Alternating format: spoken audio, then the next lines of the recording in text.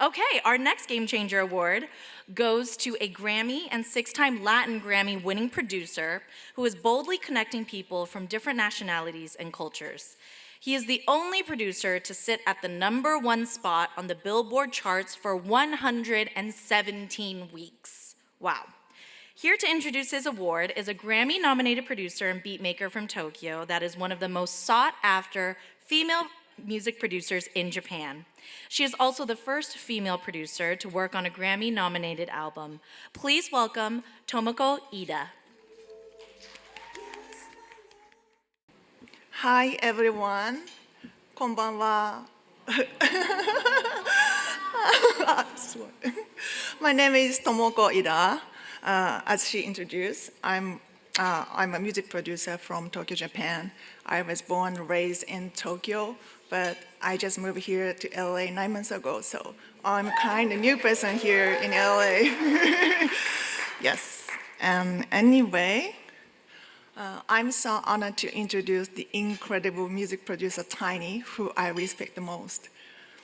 Tainy and I connected first on Instagram, but we haven't talked for a few years. So I remember the first time we talked, I saw that he was in Tokyo and his post in 2022. Then I DM'd him like, oh my God, you're in Tokyo, let's connect, let's link, something like that. Of course, I didn't expect him to reply because he's huge. Yeah, after we connected, he told me he's working on his album Data, which I'm honored to be part of. And he had a clear vision. He wanted authentic Japanese sound on the first track. And that's exactly what I should do, because I'm Japanese, and I was confident as a Japanese producer. I knew I could bring that authenticity like no one else. But he already knew it. He is so genius. And finally, the album Data was nominated for a Grammy Award. So which means I became the first Japanese female producer to work on a Grammy-nominated album. Yeah. Yeah. He gave me such a huge accomplishment for my career as a producer, and he brought Japanese and even Asian to the global stage. He's truly a game changer for Asian culture, even though he's from Puerto Rico. So now let's look at the tribute video. Uploading data. Y aunque la música ha cambiado, la meta siempre fue la misma. Desde niño siempre tuve una conexión con el anime y la cultura japonesa, así que decidí viajar a Japón para terminar el disco. Le puse data por tratar el álbum como una película y a la vez como metáfora. Toda esta música es información, es data que retenemos en nuestras memorias.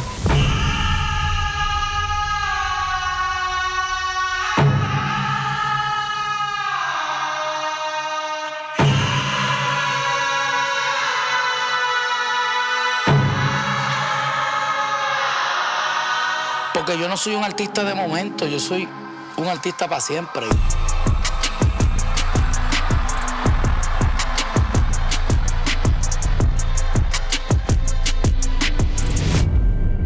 How did you carve out your own lane as a reggaeton producer? All these guys have their sound and they're elite at what they're doing. How can I have my own lane? That's where I start using distortions like hip-hop kicks, hip-hop snares and hi-hats, something that wasn't really done in reggaeton. I just want to be better. I just want to try different things and evolve, because that's how we get more amazing music, we get more amazing artists.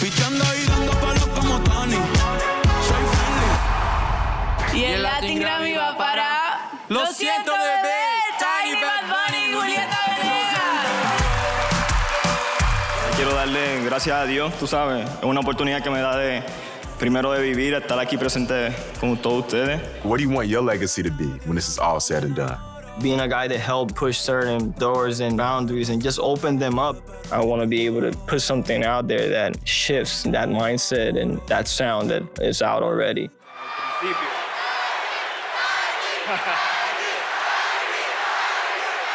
Gracias, mi Puerto Rico, bello y hermoso. I'm just a kid from Puerto Rico, bro, that just wanted to do beats because it was fun, and now I'm achieving my dreams, man.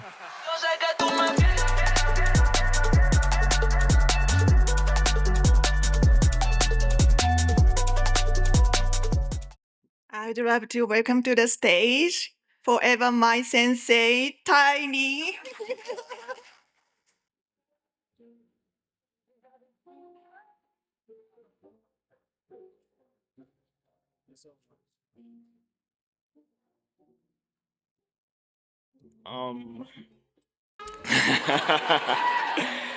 Okay, so first of all, I just want a round of applause for Tomoko for being such an amazing producer and being able, to hear those, amazing words from her mean a lot. So that's the first thing. Second of all, I get really nervous doing these things, so sorry if I'm like a little iffy, but I didn't have a speech, so I'll try, to talk from, the heart. I think that's the best thing. As you guys saw, I'm from Puerto Rico, so yeah. So, it's a small island in the Caribbean, so a lot of people would think that it's too distant, from, where we are today, the Asia, part of the globe. But to start that story, I think I need to go back to my childhood, and I want to be grateful for two people that I feel I'll never meet. One of them I know for sure, but I think they really shaped my life and what my life became, just by opening so much of my mind and my creativity, my imagination, and the way I saw life. So that first person is Hayao Miyazaki. Yeah. So the first movie I ever remember seeing as a child was My Neighbor Totoro. And now as a grown-up, I realize how that really shaped me as a person, being able to see that as a kid. And having such a creative and imaginative, aspect to the way I think. I know a lot of that has to do because of his movies and how connected I felt to it without even knowing where it was from, that it was not from Puerto Rico where I grew up. So that to me is very special, and it means a lot because as an adult now I realize how special they were and how it took me to where I am today. Even though I do music, I connect to the music from the movies and everything that comes along with it. And the second person, as I grew up a little bit more, is Akira Toriyama. For creating Dragon Ball, I will always be grateful. And so then I start to realize this connection. I start to look for information, and know that, it's an art form called anime. It comes from Japan. So I'm trying to find, okay, Japan is totally the opposite way from where I grew up. So it's kind of crazy to see how something that feels so distant at the same time feels so close to home, and to the things that I like, the things that I enjoyed so much, and seeing where life took me, that I was able to become a music producer at a young age, coming from Puerto Rico. And little by little, as since I started young, I started to grow as a person and lean into different music genres and artists and different cultures, and to grow as a person and see how I can start to grab a little bit from those different influences and shape my own sound.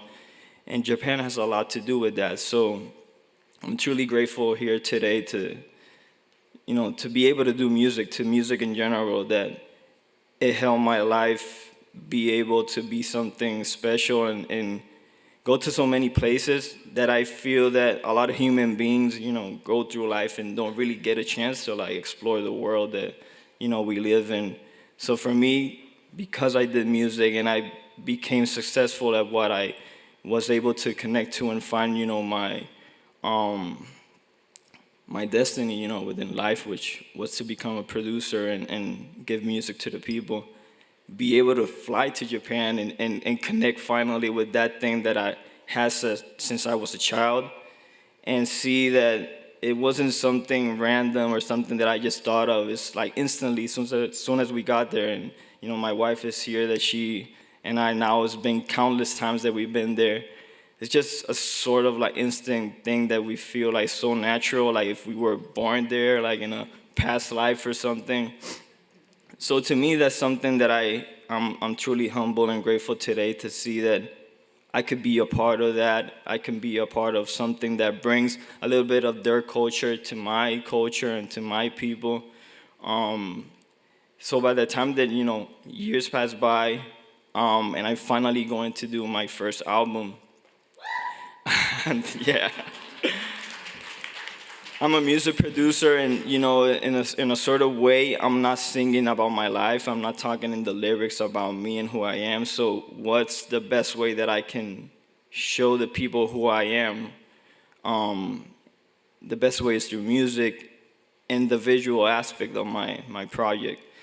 So I don't know why I thought about it so much, but thinking about like what would be the concept, what would be the idea, what would be my best representation for this first project, for this first introduction into the world of who I am, and finally noticing that anybody who knows me knows that I love anime so much. So I said it just feels natural. That's going to be my goal, to be able to represent this in a sort of way that whoever like sees it knows, okay, that's a Tainy project. That's what he likes. So, going into like flying to Japan and being able to like dive in more into the culture and getting to know the people that work in this world was such a special journey for me. And having as references with my team and all of the guys of just trying to reach out, because for me, I'm starting from scratch. I don't know anyone from the anime world or like the cinematography world, or even in Japan. I'm starting like baby steps, and to be able to find people that really understood my vision and the things that I wanted to accomplish. And I don't know even like how, like I had this reference of like the album ended up being called Data. So my concept was that I'm creating the cyborg, which is, being brought to life with all these songs that were in my album. And all of those songs were memories from different people or different lives that help her feel the different emotions that we as humans end up feeling, which is sadness or joy or anger or resentment. All of these things are being brought into her through cables with music. And I knew that one of the sources of inspiration, because she's a cyborg and all these things, was Ghost in the Shell. So that for me was a huge influence. And, starting to do research, we found that one of the art directors was Hiromasa Ogura. And I don't know how, but that was like one of the happiest days in my life, that we found out that he was open to the idea of working on the artwork for my album. So that to me was like, now the music comes a little bit second. Oh, I'm already done. I found Ogura for the album cover. So that for me just made it everything. I felt like a child again. And so grateful for him also to be able to understand my vision and what I wanted to do and how important it was for me. But for me, it was just the authenticity that it gives the project and the idea, because I want to respect all these different art forms and just embrace that everything is so, everybody just dedicates so much time to like creating their art forms. and I just didn't want to do an okay version of something that I admire so much. So whatever it took, whatever is waiting or trying to be able to find somebody that really lives that and expresses their life with their art form. That was the goal for me, and to be able to get a gist from him, and being able to eventually put the album out, send him a vinyl copy of my album, and him feel excited of what he did also, and to really understand what it became. To me, it was everything. So I'm just grateful at the age that that we're living, that we're so connected, even though we're like from different parts of the globe. Like we can connect, whether it's with art, with culture, with even if we speak different languages, there's a way that we can communicate. So to me, I'm grateful for the age that we live in, for the music that brings people together. I'm grateful for Japan for being able to be a source of inspiration, and with every part of their culture, their philosophy, in life. I think it's something that I really connect to in our family too. So just grateful that it took me here. It's something that I never expect to have in my life. So it's something that I know that people back home will also see, and hopefully it puts a little bit of a grain of ideas or things that we can continue to accomplish, to continue to merge these different cultures and countries, and just create better things for everybody else out here as human beings, because that's what we are at the end of the day. No matter where we come from, we have a mutual connection, and I think it's something that we need to continue to build upon. So thank you so much for this award, and thank you for everybody that came out tonight.